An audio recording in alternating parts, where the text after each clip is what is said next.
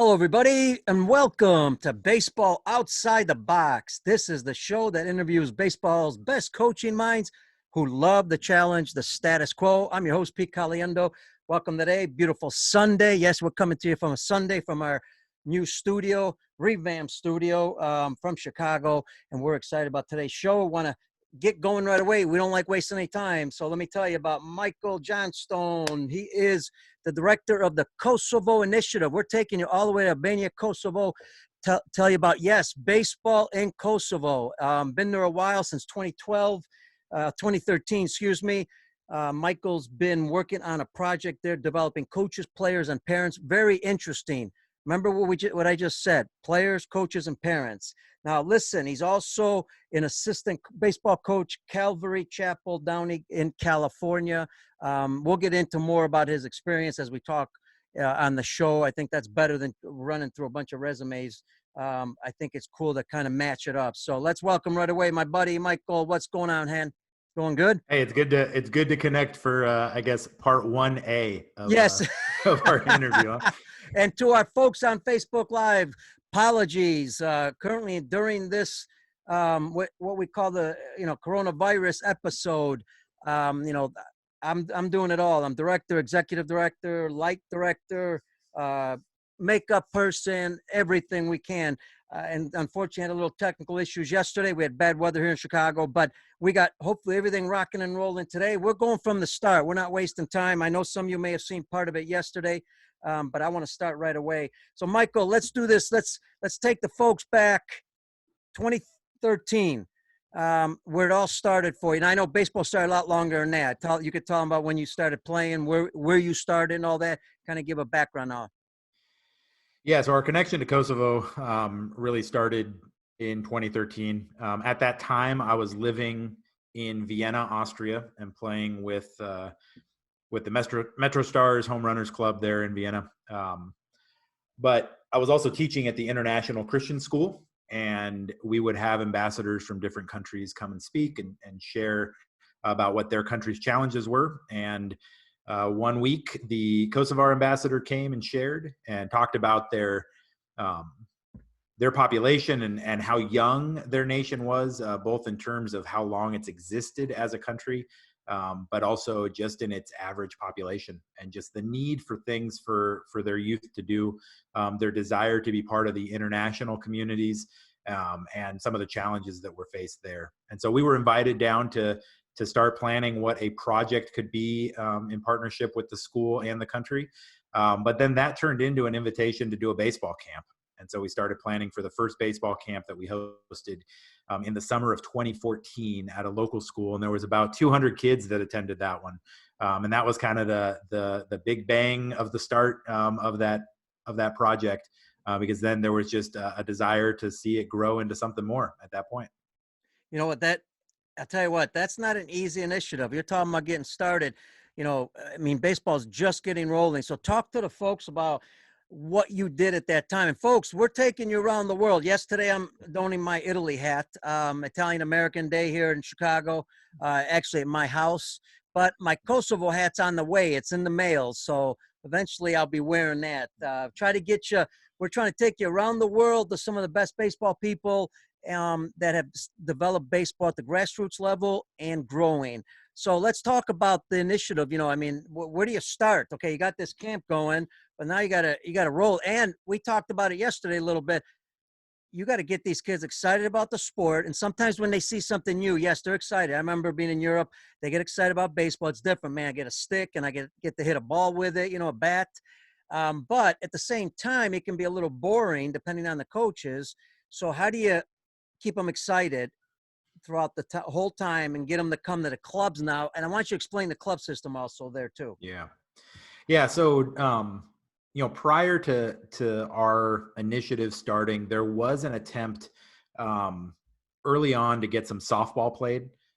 They were, as Kosovo was putting together their proposal to be part of the International Olympic Committee, there were some folks that wanted to get a softball federation going. And so there were a few teams that were playing, but then some of the support for that kind of waned off. They really were only concerned with getting kids playing and not really getting some coaches trained up. So once the main supporters of that left, then it kind of fell apart. But there's been a lot of players from that early development, the real pioneers, the real founders of the game.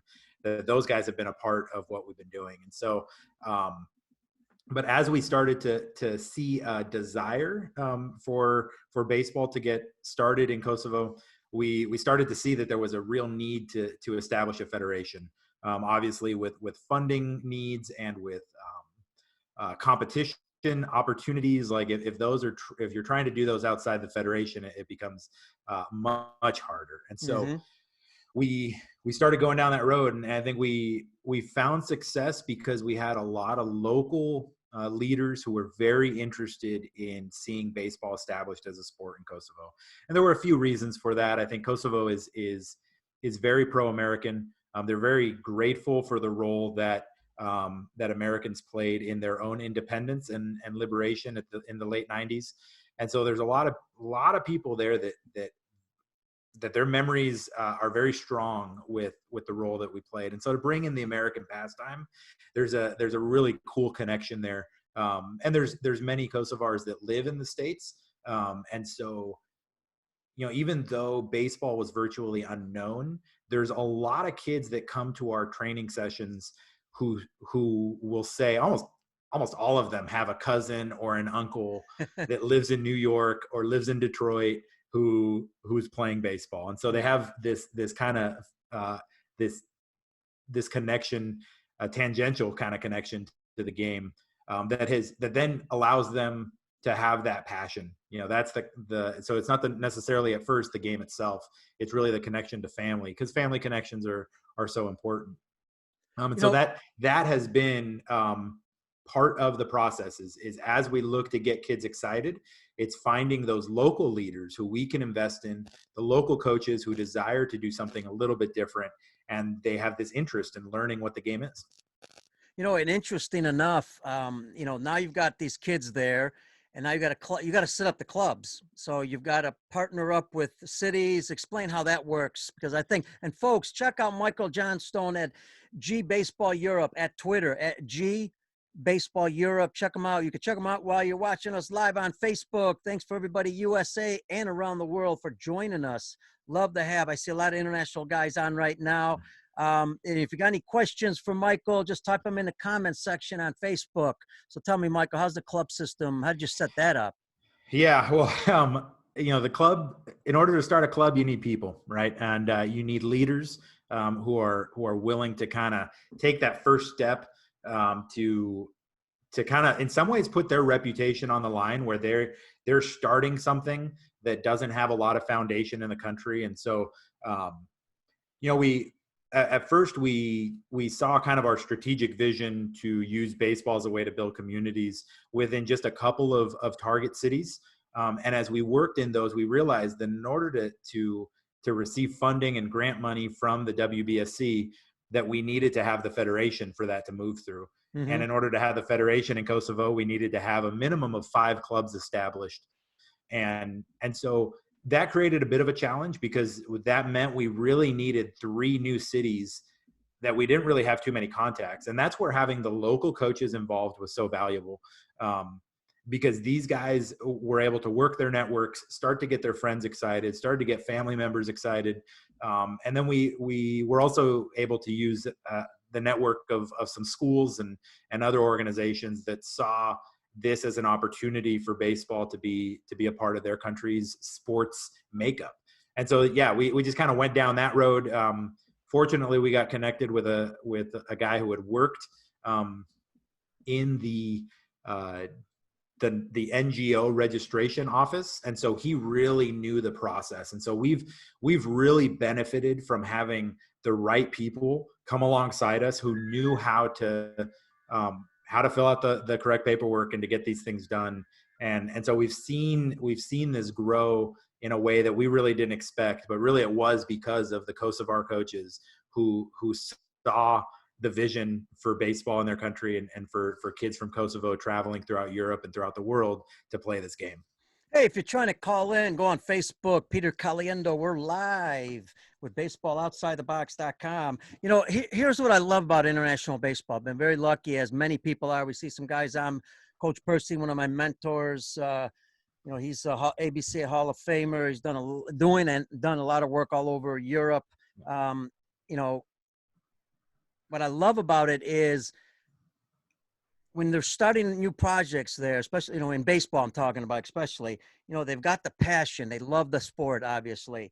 They've got the work ethics. Now they got to build fields, or they got to play on soccer fields, or they got to play on any field they can find, playgrounds, and talk about us here in the U.S., we hope to go back in some ways to that uncomfortable situation that a lot of countries start off in, because, when you play in an uncomfortable situation, you actually become a much better player.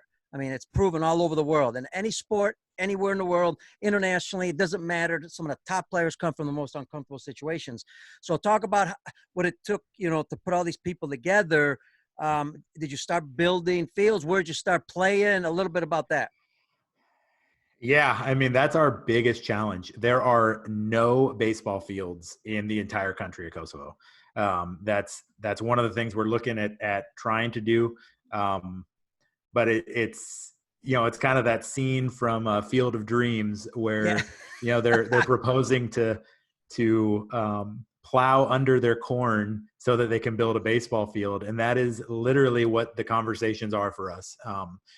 Agriculture is a big deal in Kosovo, and so in order to build a field, we're going to have to utilize a field that it has a use in some other way that sees value.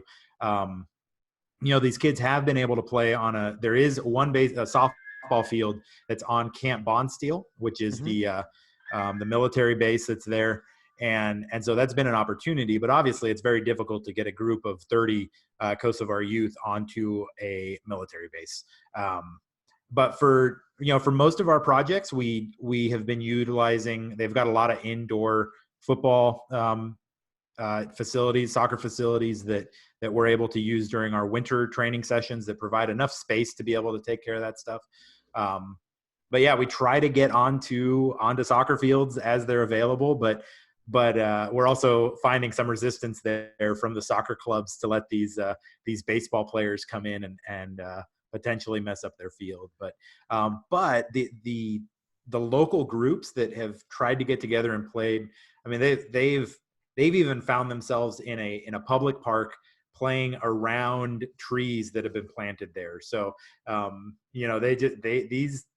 these players are really, these guys are really pioneers, man. They've got that little bit of a chip on their shoulder that they want to play this game, and they're going to find the place to play it. And so I've really been encouraged by them, especially now as we're in this time, and the baseball world is, I feel like, blown up with content right now. Like the amount of Zoom calls that are out there, the amount of all there's so much content, so many good coaches that are putting stuff out there. And so knowing that we're all kind of in the same situation, and being able to at least virtually grow in our knowledge. And so for our Kosovar coaches, they've been able to access a lot of this content as well.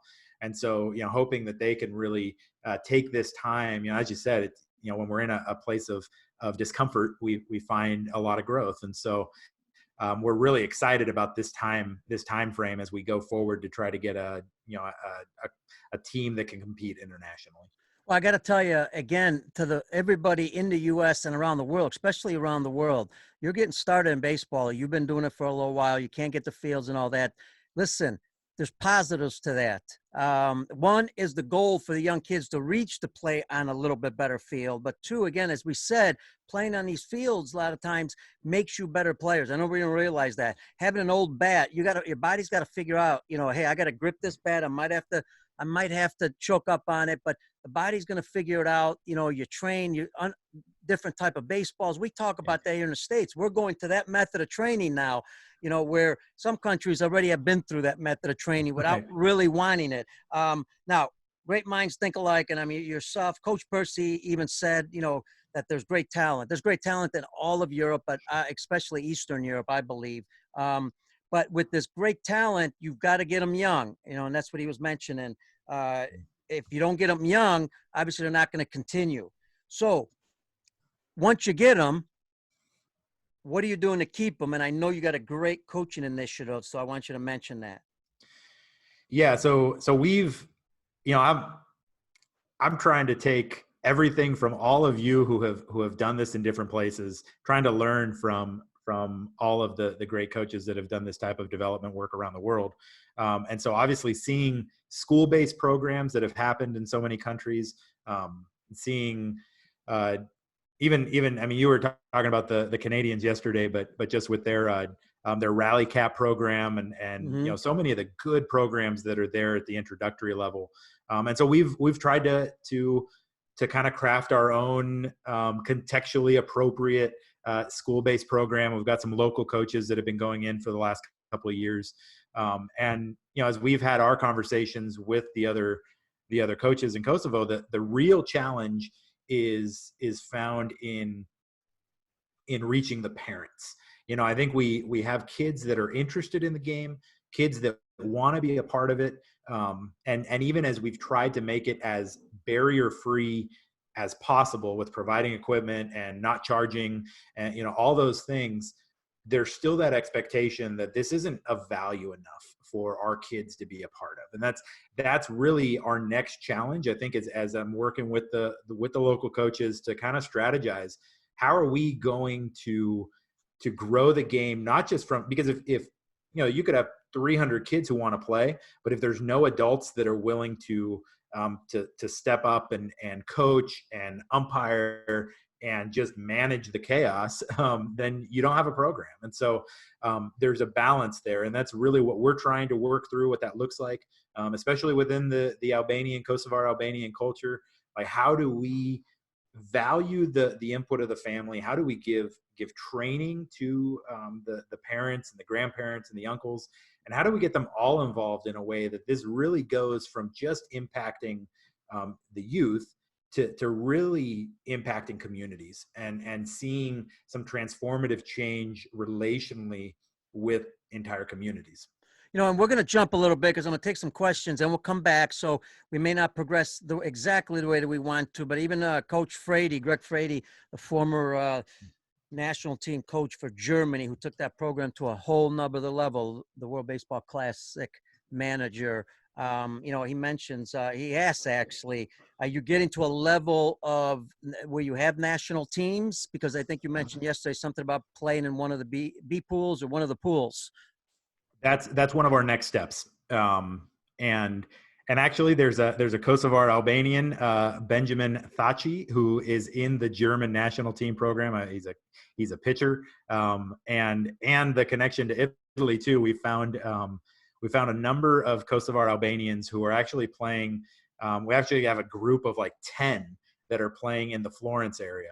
Wow. And so we're trying to find that balance of how we can take the expats, the ones who are living throughout Europe, who are either refugees or have just moved on for better economic opportunities, how we can find these young players that can help jumpstart our national team program. Because obviously we know that part of the growth at the younger level will be seeing, for the families as well, we'll be seeing that there is something beyond just playing in school that's available. And with the international connection, especially with the proximity in Europe, that's definitely our next goal. This summer, we actually had a program that we've had to cancel. We were going to kind of do an identification tour, try to just bring out some athletes and kind of put together that first international squad that would be kind of built around the core of these guys who are in other countries. But yeah, that's a hope. Obviously it's you need some funding in order to make that happen, but you need to have something in play before the government's going to give any sort of money. And so we're just kind of maneuvering through what that might look like. And also trying to figure out how we can kind of pull on to some of the other European federations to see how they can help support. Because it's one thing for American teams to come over, and that's kind of been the model for so long, right? But if we can get European coaches to come down into Southeastern Europe, we can get some European players who can come down, who really understand the challenges of developing the game in a kind of a fringe country in terms of baseball. that there may be some more impact there that can be had, rather than, kids who have played on beautifully manicured fields their entire life and have access to indoor facilities every day. It's kind of hard to cross that bridge when you're looking at kids that need to find whatever space possible. Yeah, great information. Love it. And folks, for if you're new to international baseball, not really sure about it, just know that when you're starting a program, you've got to develop it from the grassroots level, but you also have to kind of develop from the top also at the national program, because that's where you can get some funding from your government possibly. And at times you might have to start with foreign players who either were, parents are born or grandparents are born in that country, to kind of mix it up with some of the local players, so that way the local players start to learn faster, but then the level of competition's a little higher. But eventually, I believe, and I'm sure, Michael, you'll agree, eventually you want your players being there at the national level as much as possible.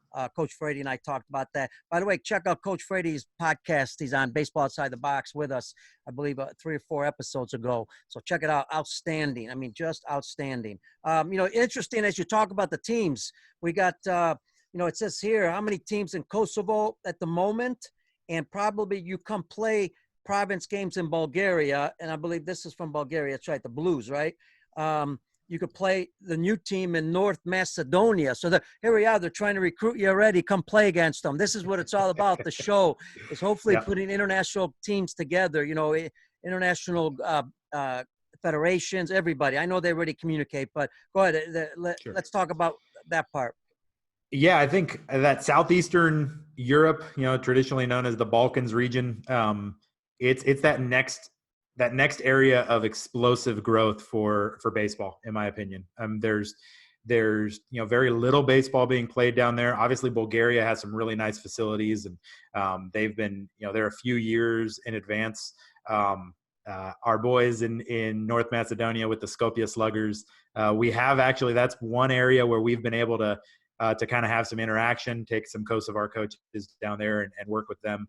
But they're facing a lot of the same challenges as well, field availability and such. But yeah, even spreading into Albania and Montenegro, these countries that have maybe a dozen kids that even know what baseball is. And so this opportunity to share the passion for the game and to really create a new place where the game can flourish, and where some really good lessons that we learn from the game, just this team dynamic that has so many one-on-one competitions between the pitcher and the batter. Like, all these things are helpful in developing resilient, strong young people who make an impact in their communities. Hey, God, give a shout out. Tell you what, this is what's great about the show. You really get to see this. And I hope coaches in the world understand this. I think they do. The best coaches in the world are constant learners. They never stop. We got ABCA Hall of Fame coach Rich Hoffman on watching Facebook, down in Miami, he's a legend in the game of baseball all over the country. Great. He was also on the podcast. We got Sven Henriks, the coach of the Belgium national team. He's done a great job developing that program. I don't want to age myself, but Sven was my first baseman when I was in Belgium.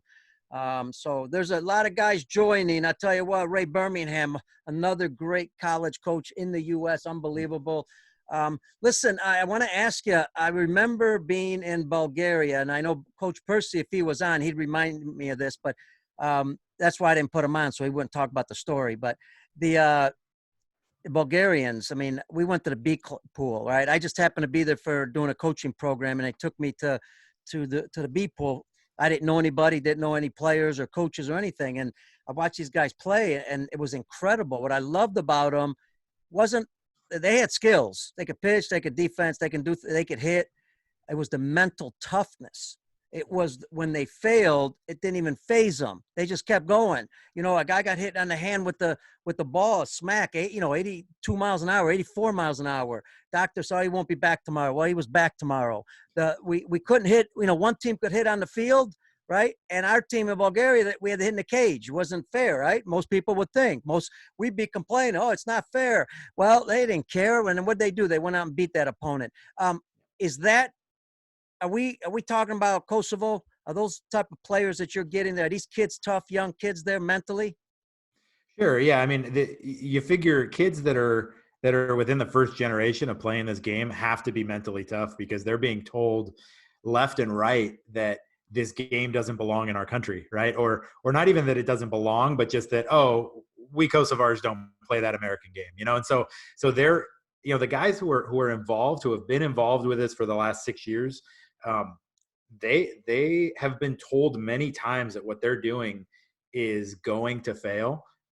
And certainly there's been some challenges, but they've powered through. They continue to come out to whatever type of programs we do, or they'll log on, to some of our virtual coach clinics that we're doing right now. And so, yeah, I have a feeling that once we can get these guys, on the field, getting going, playing a game, there's going to be a certain level of mental toughness that although it might not always fit within their baseball IQ because they just don't have quite the experience, I think some of that will be balanced out by their willingness to just deal with failure, and to move past those times of failure.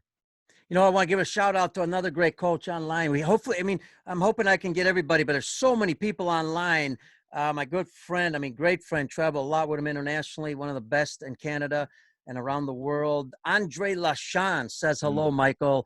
And, Andre, the women's national team coach, he brought that program to just another level. Of course, the Canadians are way ahead when it comes to international competition development at the grassroots level. As you just talked about their Rally Cap program, they've got a ton of other programs. I encourage many people to go to the Canadian baseball website, Canada baseball website, and check out their programs. They are leaders when it comes to development of players, no doubt about it, and development of coaches. Hey, listen, now you're online with your coaches, okay? And you're trying to do some initiatives with them. What are we stressing to these coaches in Kosovo to start off with? What's the most important things that you want them to work with the players on and the parents? Yeah, it's been interesting because there's that balance between being skills focused only, but then also focusing on kind of what building the infrastructure of the game looks like in their country.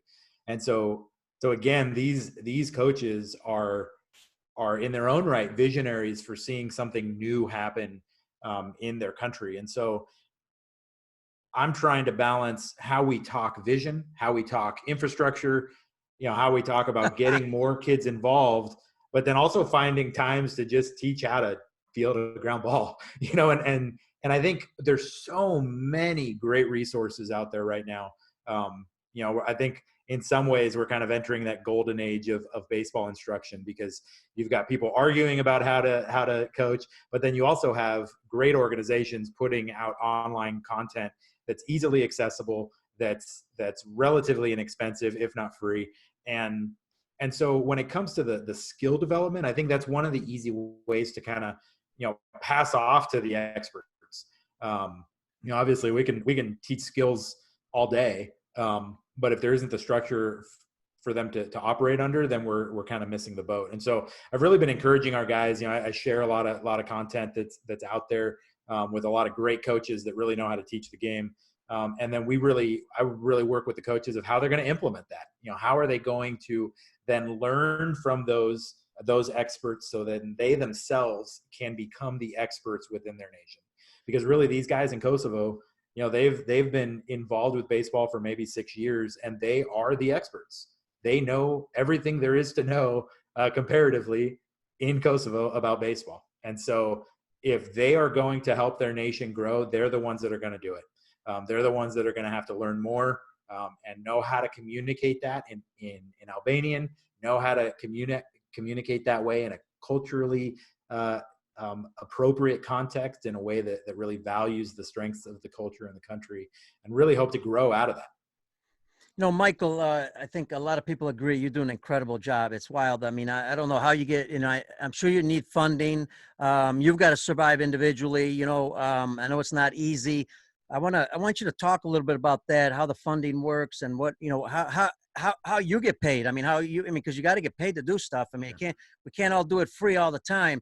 And, Andre Lachance agrees, you're just doing an outstanding job. So talk a little bit about that. Well, I appreciate that, Andre, the positive words. Andre was quite a huge encouragement, early on, talking about some of these things and trying to pick his brain, and especially in terms of the long-term athletic development and how we're going to help impact the entire sports community through baseball. But so it's an honor to be told that we're doing a good job.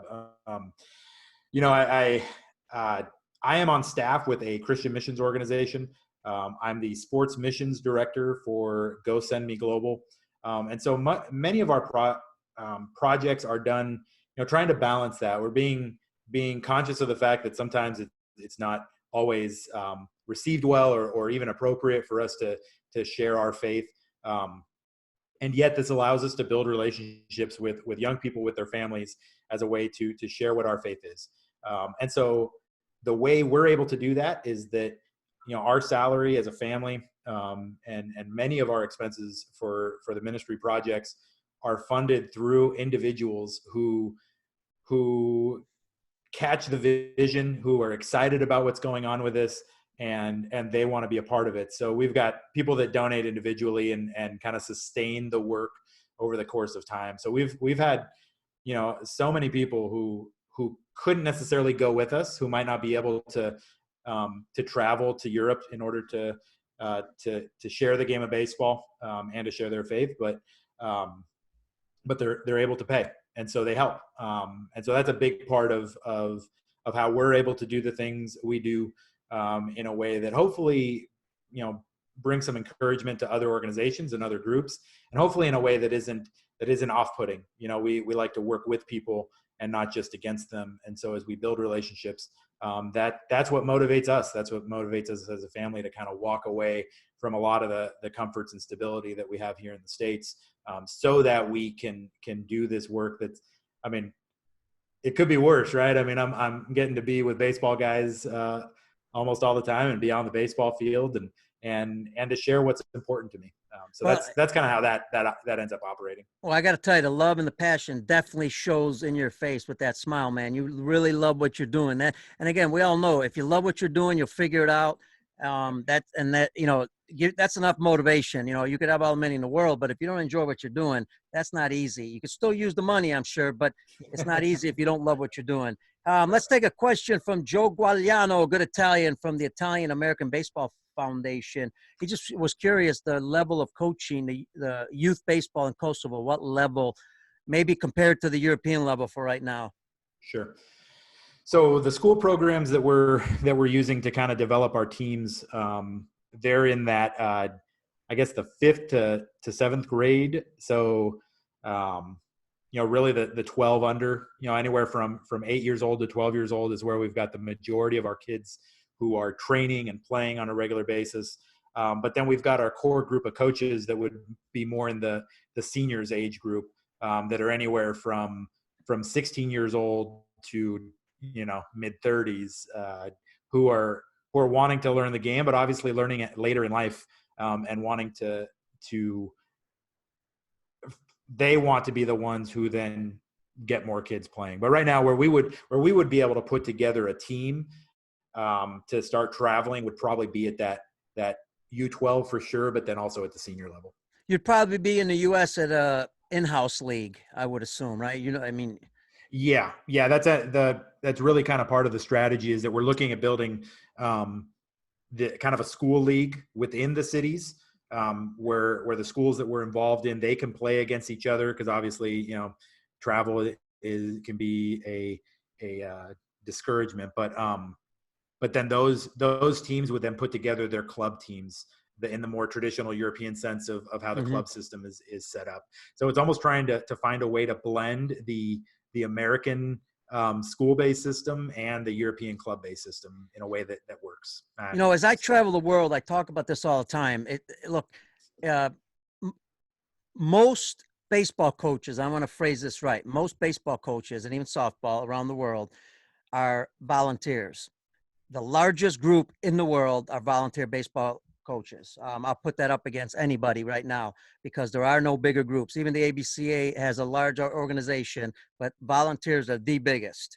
And you have a challenge, but then you also have a benefit, because one of the benefits you have is a lot of your parents and coaches don't know a lot about the game. It's not like in the U.S. where our parents know a lot. At least they think they know a lot about the game until they get in the coaching. Then you realize how much you don't know. And even as you're coaching, you don't know. You're Right. constantly learning. So you have that advantage, but you also have the disadvantage, which is common around the world. You lack enough players, you lack the fields, you lack the equipment, the baseballs, the bats. You lack the ability to organize a practice, or at least right now, to at least, you know, run a practice with kids with different levels of ability, and you have to, keep it fun for them. That's not easy. And maybe it's one coach or possibly two if you're lucky. That's a challenge. That's one of the toughest things to do. Give me three coaches, give me the equipment, give me some average players. Well, okay, it's easier. But now talk about what it takes on a challenge wise for coaches that you're at the level there in Kosovo to be able to really keep these kids interested when they're running a practice. Well, I think that's where the infrastructure side, when we do our trainings, why the focus that we've had with the coaches has been really focused on their philosophy of coaching, why they're doing what they're doing, and then really looking at strengthening their structure, their organization of their practices, giving them, kind of filling up that tool bag of different activities, drills, allowing for creativity for them to develop their own training sessions, and really working through what that looks like. Because I think that's where, a well-organized practice obviously is a lot more fun, even if it doesn't have a lot of bells and whistles. And so trying to really encourage these coaches to think through what that looks like, so that they're not just kind of repeating the one or two things that they've seen us do in the past. And that's been a challenge for me too, right? Because when we get to go over to Kosovo, it's for a limited time. And so it's very easy to kind of always go back to the beginning and kind of always go back to the package program that we might be doing that feels comfortable, that we know has impact. But a lot of times those kids are seeing us for maybe the third, fourth, fifth, sixth time. And if we start doing the same things over and over, so that comes out of being organized, though, because I can't always remember what I did at our third coaches clinic on a trip in the fall of 2017. And so, in order to keep things, but they can, right? Like they remember that they've done that one thing with us. And so, I think keeping that record of what we've been doing, and then always looking to do something that is a new challenge because it's a new drill or a new skill, or just a new way of packaging that skill or drill, I think is really important. So I'm really trying to hammer that in our teaching and our discussions, because really, I think some of the new stuff comes from people who are new, kind of just trying to break in or whatever, and then they start to see a new way to approach a lesson or an activity.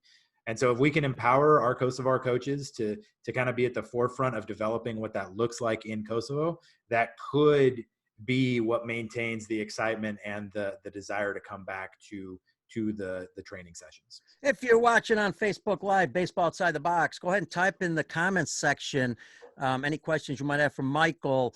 Michael, the other challenge would be, I would assume that you have, so many practices and then so many games, because you got to balance those. And as science shows us a lot around the world that you've got to practice more than you play, especially at the real younger levels. So how do you balance that with your coaches? And what do you do, like in practice? Is it just practice, or are there some, simulated games to mix it up for the kids so that way they're not just practicing? Talk about that a little bit. Well, our ratio of practices to traditional games is pretty secure, since we really haven't had them play any games yet. Right. That's right. So That's we've true. got we're healthy there, I guess. But even within practice and training, like I've always been, one of the early things I learned was that, as you enter into a new skill or even practicing, it's always good to have, the instruction followed by a very easily and sometimes constrained practice of that new skill. Then you have them come back and kind of expand that a little bit, and then you use the skill in competition. And so, I've always been of the mindset that we have to teach the skill, but not over teach it. To go simply into practicing and training the skill in a very success likely situation, but then put that into competition immediately. And the Kosovars, I mean, they were all telling me in our last meeting, it's like, we have to compete. Like Albanians are competitors, man. They are going to want to win at everything. And so, which is good on the mental side, I suppose. But so it makes having competition an integral part of how we train very important. But I think we can jump ahead too quickly. Sometimes, I think I'm scared to death of our arm care with our Albanian guys, because they just get out there and they want to show how hard they can throw from like throw one. And so trying to kind of contain the competitive nature and give a little bit of a more healthier structure to how we lead into that. And hopefully then that will then be able to transfer pretty smoothly into the more traditional team versus team competition as we go down the road. Hey, go ahead and go to on Twitter at GBaseball Europe. Check out Michael's Twitter. Join or tag him and communicate with him through Twitter. We'll put his stuff on the show notes when the audio goes on. Baseball Outside the Box podcast. It will also be on YouTube at Peter Caliendo and Instagram, Peter Caliendo. We'll have the show up there just in case you missed it. You caught it late. Michael, what's the challenge when it comes to skills there? Throwing, hitting, fielding. I know everything's a challenge. Obviously, the game of baseball is not easy. But what's the toughest challenges there? The things you have to kind of work on the most when it comes to training? I think with the way the community is set up, with still relatively few baseball players, it's giving them the freedom in some ways that they can train on their own. Once they learn the skill, that they can go practice, that they don't have to practice only within the context of an officially organized, clinic or whatever else. And so that they can go home, they can throw the balls against the wall and see what happens, right? And try to work on ground balls and catching and all that.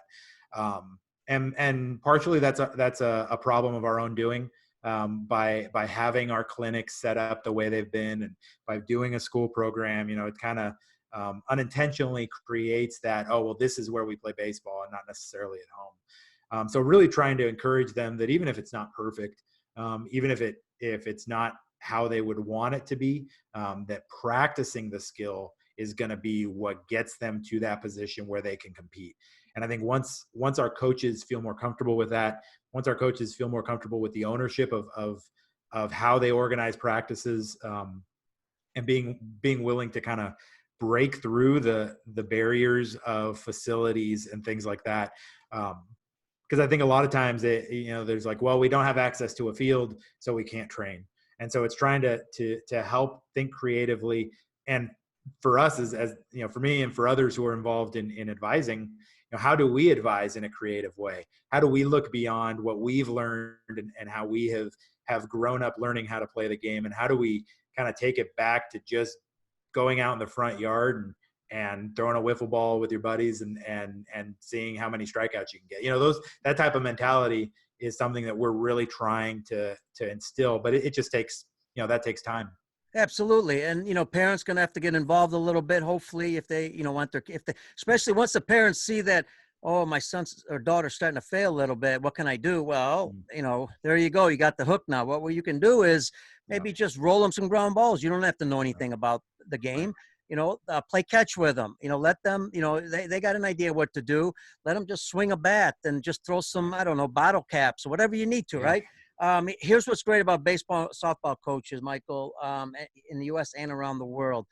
Give you an example. Richard Kanya, great friend of ours from the Czech Republic, Czech coach, top coach.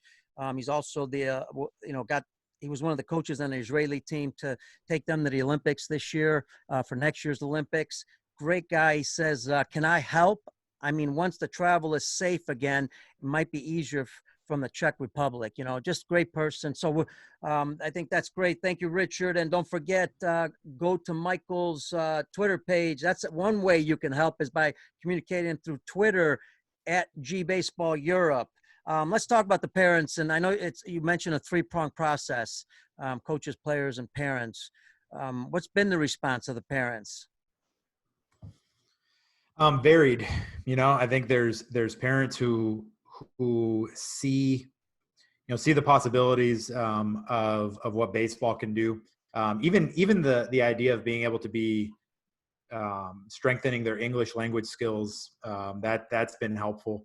When we lived in Kosovo, I was able to meet up with a lot of kids who actually their English teacher let them ditch their English class to go have coffee with me because he figured that was probably better. But little did he know that speaking English with me wasn't probably that helpful. Yeah, thank God I wasn't there. I would have rewrote the whole English language for him. No problem. Yeah, no kidding. But I think there's that element of it that has been kind of a hook for some parents. But then on the other side, like I think when you're in a developing world country and just being able to prepare for a job that might help your family get out of poverty or whatever, I think when you start talking about baseball, like why are you going to waste your time on that?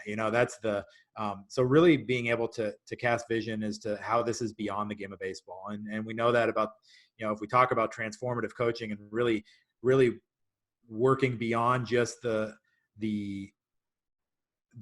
coaching side of the skills or the fundamentals, we're really looking at trying to teach some life skills that help kids as they walk through their life. So how they deal with failure, how they learn a new skill, how they interact with their team members, how they interact with their competition, like all those things that we can learn. And I think if we can better cast that vision for the parents, I think that's going to help with some of the challenges.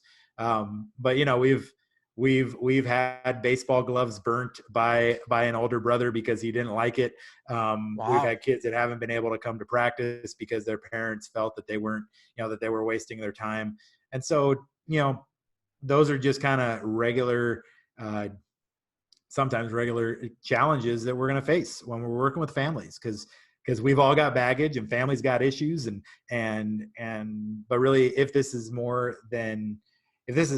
about more than just a game, then those relational things become natural and hopefully start to show that we're concerned more than just whether or not we get into the C pool and whether or not we can get up into the B pool within the next decade. Those things will take care of themselves if the parents and the families feel valued and that there is value in this game within their life. Fantastic. Well said. I'm checking out Twitter. You got a lot of stuff on Twitter, and you're always asking for help for different, projects or different information when it comes to skills. So you can share that with all your coaches. I think that's fantastic. Hey, listen, tell us, we're here towards the end here. Tell us, talk about your initiative in Kosovo as it grows. What's your ultimate goal? What would you like to see the big picture? I know you're just starting. I mean, it's not, even though, 2013, but it still takes a long time to develop a different sport in another country. Yeah. What would be, what's your wish list? Let's talk about your wish list. What some of the things you wish you could have, there's people out there maybe can help with equipment or things like that. I know there's programs like the WBSC that help with that and others, but give us a wish list to help you grow a little bit more, and then maybe your ultimate goal when it comes to all this. Yeah, my ultimate goal is that my name and Kosovo baseball is forgotten, right? Like that at the end of the day that we're training and developing coaches so that there's more people in Kosovo that don't know me about and my connection with baseball that do. Because that's really the goal, is that if we can train up and empower the local coaches, that's where the real growth is going to be. Obviously I'd love to, in a couple of decades to be able to look back and see Kosovo competing in the international stage, right? If they can be competitive at the B pool and be competing for A pool at some point, that would be obviously a huge dream. We all would love to see the rags to riches stories of seeing athletes come out of of Kosovo and signing of an MLB contract and things like that. Obviously, those are dreams and desires that we all have. Um, but really, at the core of it, I'd love to see the coaches that I'm working with right now, to see them being the ones who are having the impact in their country, to see them be the ones who are leading their team onto the field. And even if it's not perfect, even if it's not always fundamentally sound, seeing that they have the privilege of growing the game in their country. And so as Kosovo starts to compete with other countries, starting to see even, seeing that conversation move from, oh, there's baseball in Kosovo, to, oh yeah, I saw them play a few weeks back. That type of change in how Kosovo is seen. For me personally, our family is looking to move back to Europe here next summer. We initially were going to plan to move back this summer, but obviously with what's been going on, there's been some changes there. But to be able to just come alongside local coaches as we look to move back to Vienna and work with the players there and the coaches there, and there's so many good ball players there in Austria, and they're really on the upward rise, I think, to just be a part of that. And if our passion and desire can help make things happen, then great. And if at the end of the day, all it is hitting some fungos at Spinato Visa, as they train and practice, then so be it. But part of that too is I will be working as an associate pastor with a local church in Austria. And so being able to balance how we can then come alongside European players to go into other countries. So Richard from the Czech, you're welcome to come with us anytime. Actually, we had Michael, the head coach of the Czech national team. He actually came down and did a coaching program with us. So Czech baseball at some level is already involved in Kosovo, and so it'd be great to have more players who are involved in any of the European federations to come join us. It'd just be great to have Kosovo be a place where it's developed because European federations came together to find ways to help this nation develop. Absolutely. Love it. Love it. Love it. And after this, I'm sure you're going to get contacted by several people that have watched the show on Facebook and also later on YouTube and the podcast audio part. We're last thing that I'd like to cover, Michael, you mentioned that there's players that are playing college baseball, that are that can play for you guys. And I think that's a big benefit. And I would think that's going to help you as far as the young kids when they see, guys like that are playing college baseball in the States, or even somebody that's born in Kosovo that gets a chance to even go to high school, maybe, in the States all of a sudden. And then the next time college, and then next time possibly all of a sudden the first guy that signs professional baseball. I mean, these are all dreams, but they're also things that if it happens, it could help grow the game a little. Well, and I think we've seen that happen in so many of the European countries that are in this stage of development. Obviously, I'm most familiar with Austria, but we were just talking before we went live here, right? Like, there's some names of some Austrian players, the Hackle brothers, who because of their connections with you guys have been able to play, and I think they're following in the footsteps of other players, the first generation of guys, Peter Ferrak, who was able to play in college in the States. And I think once those first few guys go over and they play, they start to see that it's possible and they have something to achieve. And, as you go down a few generations, you have these kids who start playing when they're 5. So the field leveled a little bit more because you're not, have the excuse of starting late. And so, it could take a generation or two in Kosovo. But I think that the fact that it's happened other places, the fact that countries like Austria that are now 40 years into playing the game, and now they're competing in the A pool, and they're beating some teams that you wouldn't even imagine that they could compete against, 10, 12 years. And so I think that's the being able to be patient in the process, right? We talk about that with our players all the time. And so if we can trust the process of just kind of continuing to set those goals, meet those benchmarks, get a little bit better every time we get together, those things are going to have the long lasting results that we're looking for, but not if we don't trust the process. So. And I'll tell you what a great way to end it. And I'll tell you this, trust the process. Joe Madden, Chicago Cubs, That's just right. pointing up there a little bit. That's a great guy to follow because I think he does a lot of great stuff when it comes to managing and coaches. Coach Percy says Sammy and Mo Huckle. Like, of course, Coach Percy must have gone and had a drink or something because he missed that part. You just talked about that. So listen, here's what I love about this. We've had big league managers, coaches, hitting coaches, great people. I mean, I think we've had some great people on the show last few years, but not taken away from those. So I don't mean to, undermine anybody. But when you talk about stories that we talked about today, this is the heart of baseball. This is what it's really all about, developing it from the grassroots level and then going to another country and putting your efforts and helping kids in those areas to develop a sport. No better story than this. So I want to thank you for being on the show. It's actually an honor for me to have you because I think it's just a great story and people need to know about it. I know they do know about it, but hopefully our show can get it out even more.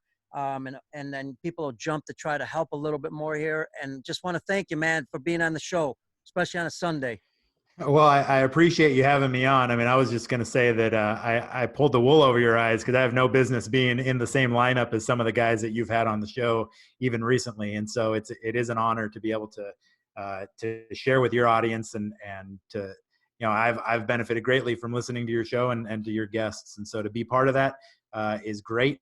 And I look forward to seeing how maybe some of the coaches that are listening and watching might be interested in being a part of something that's a little bit unique, at least for right now, and a little bit different than many other opportunities that are around the world. So, all right, that is Michael Johnstone, founder Kosovo Initiative, high school coach in California, outstanding individual.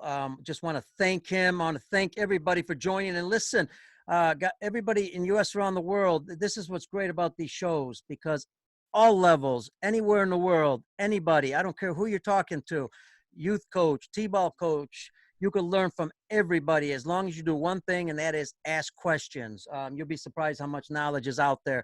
The knowledge is not only in the people's name, it's in the information that they have. And you need to go after everybody and ask them all kinds of questions. So we're thrilled to have Michael on the show. We want to thank everybody in the U.S. and around the world for joining us on Baseball Outside the Box on Facebook. Don't forget, it's going to be on YouTube at Peter Caliendo. It would also be back on Facebook and all the social media, Twitter, Baseball Out. It'll be on not just Facebook, but also Instagram, Peter Caliendo. This has been an outstanding show. Loved it. I want to thank everybody again. Thank our producer, Brian Kroc from the Lineup Media Group. They're the ones who host it and do a great job hosting it. Check them out. They've got a lot of great shows. And I am your host of the show that loves to interview baseball's best coaching minds who love the challenge, the status quo. Pete Caliendo's my name. Baseball Outside the Box is the show. Join us tomorrow, Monday. Hey, by the way, check us out at Baseball Out on Twitter. We've got a lineup Monday through Friday that you're not going to believe who we have Monday through Friday. Check it out. I'll have it up late tonight. Again, thanks, everybody. Have a great Sunday. Stay safe, and God bless y'all. Adios.